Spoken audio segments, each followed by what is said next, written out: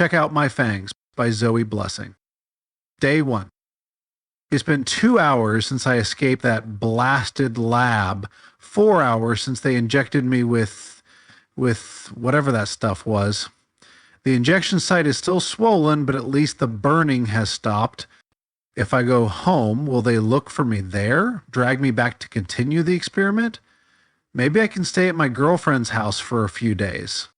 It takes me a while to find someone who doesn't squint at me with suspicion, but I managed to borrow some dorky guy's phone. Hey, Cynthia, it's me, Craig. Craig, I've been trying to reach you for days, she wails when she answers her phone. Are you breaking up with me?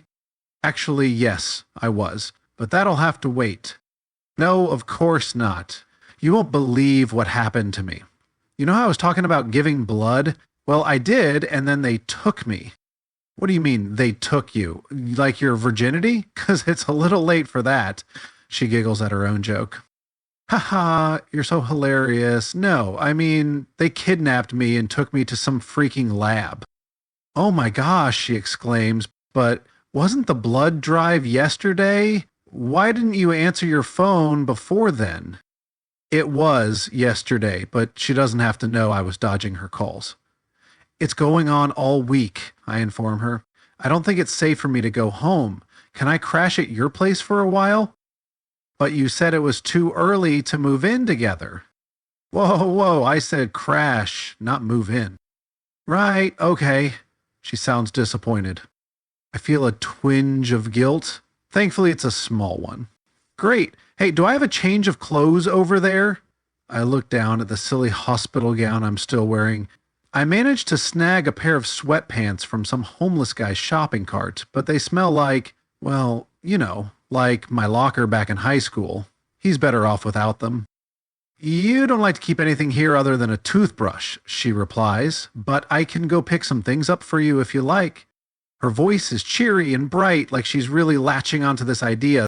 That might not be a good thing if I'm going to break up with her. But one of the perks of dating such a sweet girl is she's so accommodating. In the 2 months we've been together, she's cooked me dinner, done my laundry, and even pretended to be my boss one time when I was applying for another job and needed a phone recommendation. Pretty much the only time we've fought is when she starts getting too clingy. That would be great, I say. The dorky guy sighs with impatience, so I wrap up the call and hand the phone back. Chill, man. A cheeseburger. Man, I could stuff a huge double cheeseburger into my face right now. Damn, I should have told Cynthia to pick one up for me. It's fine, I'll just tell her to get one for me later. She's crazy about me. Day 2. I wake up in a heap of garbage bags. Now the rest of me smells as awesome as these pants. I really should have told Cynthia to come pick me up. Why didn't I think of that? I got so tired, I ended up cuddling a sack of shredded documents for a nap. I peer up at the dark sky. It's probably after midnight now. I clutch my stomach as it twists in protest. I am so hungry. And my arm itches. I rub at the injection site, which is less swollen now. That's a good sign. Maybe whatever they gave me is harmless. By the time I reach Cynthia's house, I'm ready to drop. My stomach has probably digested itself by now. Is it normal to get blurry vision from low blood sugar? I cling to the door frame and pound on the door. Why am I so dizzy?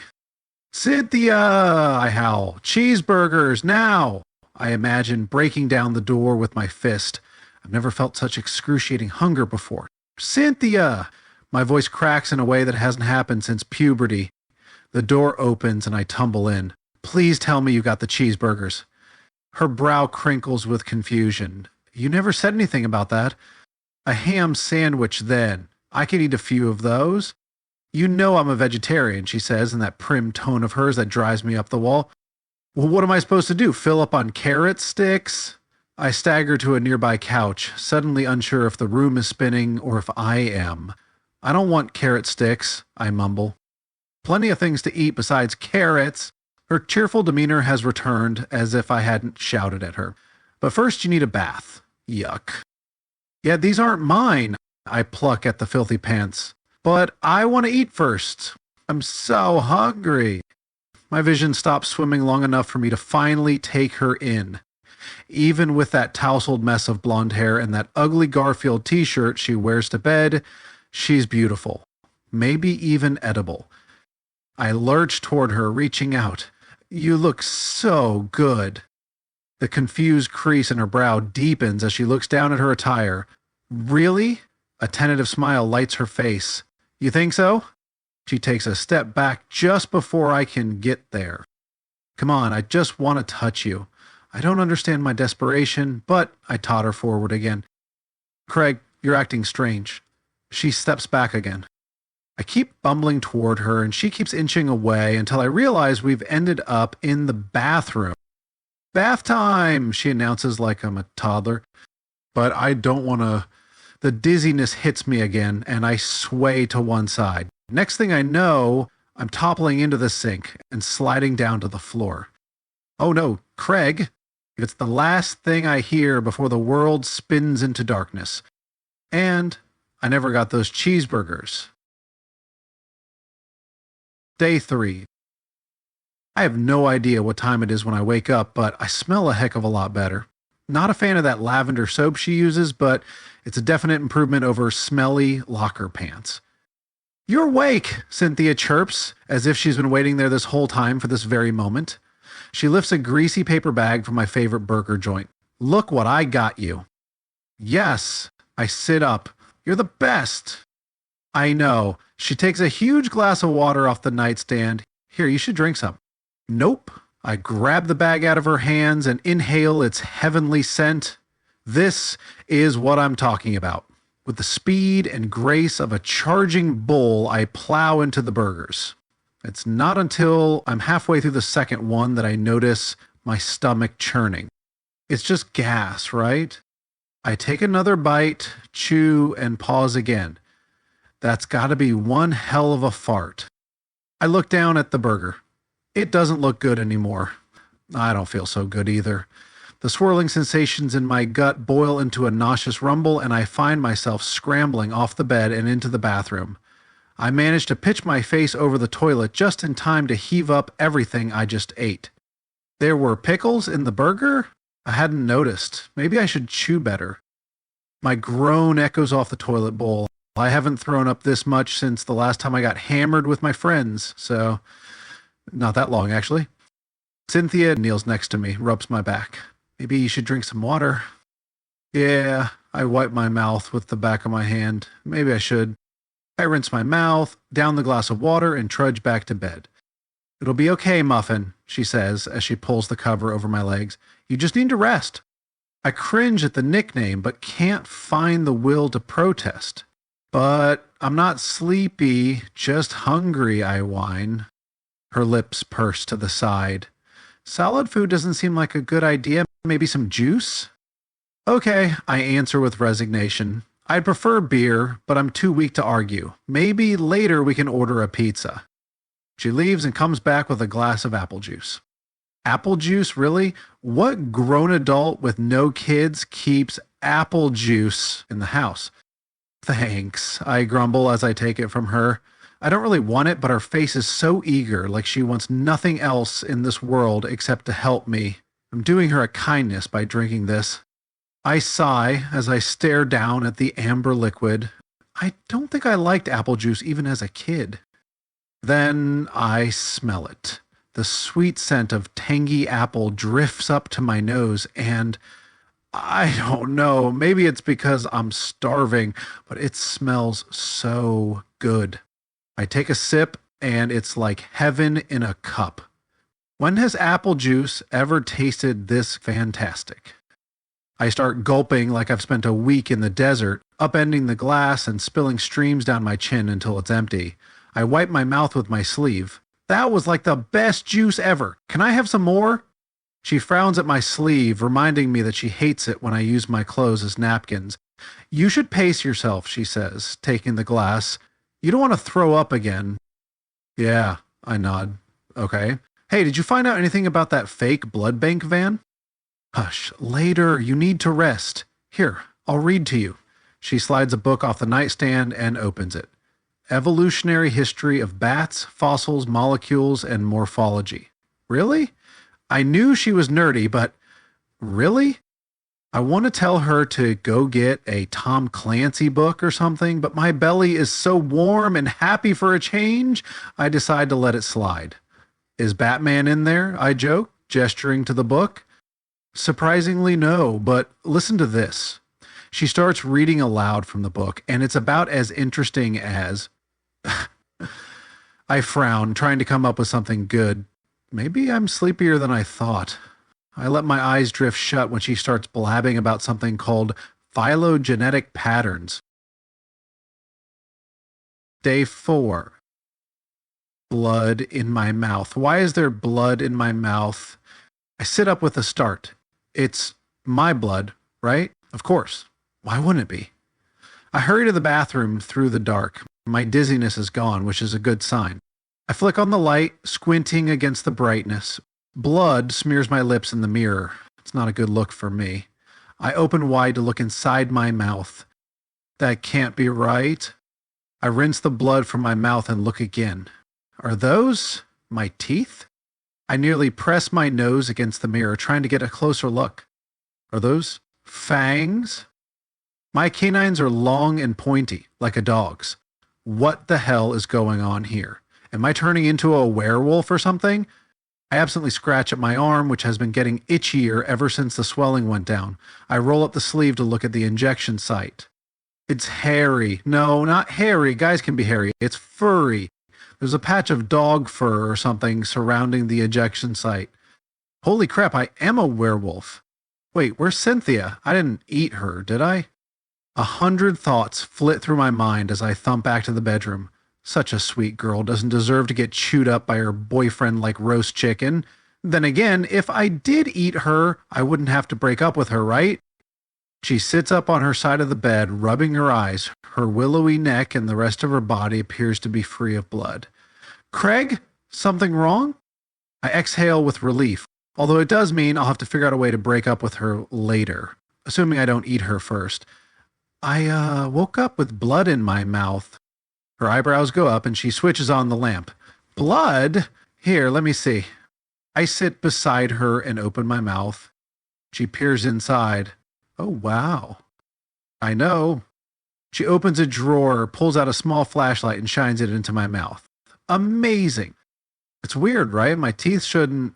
Shh. She pulls my chin down to gawk farther in. You could have bitten your tongue. That would account for the blood. Oh, I try to fight off the disappointment. Are you hungry?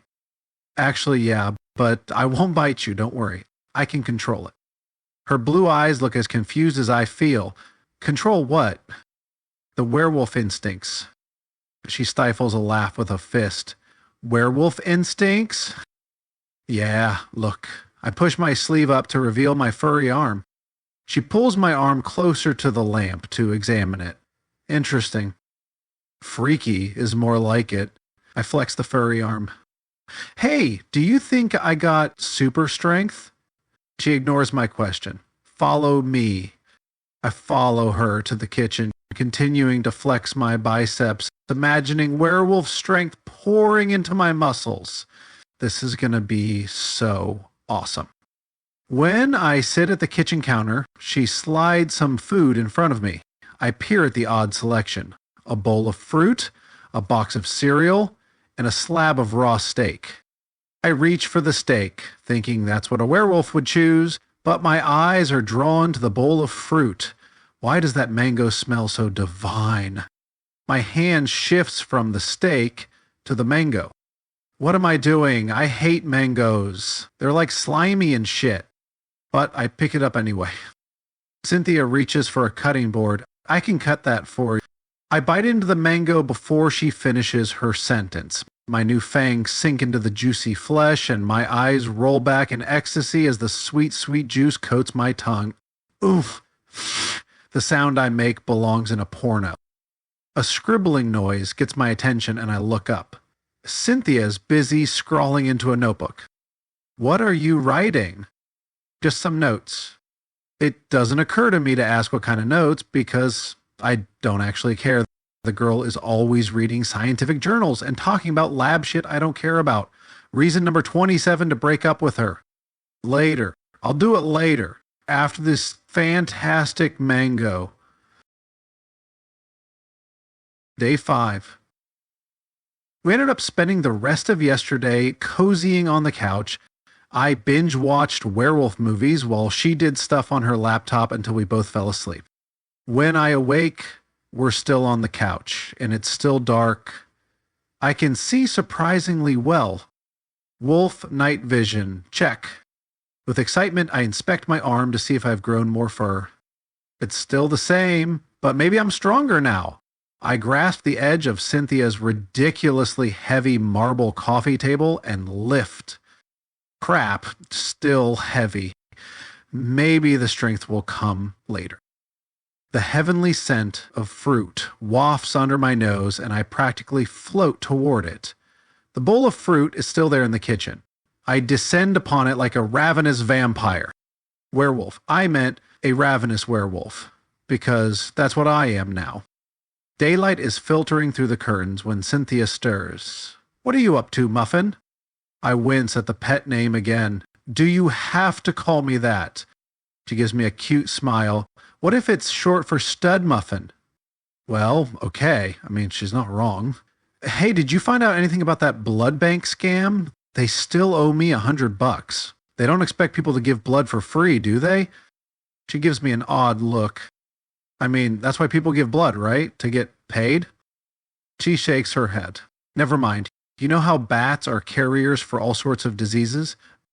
Ugh, not bats again. I throw myself onto the couch in resignation. So? They're flying rats. Her brows knit like she's offended. They are not rodents. Yeah, okay. What's this got to do with the blood bank thing? She takes a breath for patience, like she always does when I derail her bat talk. There's a group of researchers working on cutting-edge stuff like finding ways for humans to resist deadly viruses like Ebola and Marburg. Bats are known carriers of these viruses, but they don't die from it. Okay, I'm waiting for the part where I get my $100.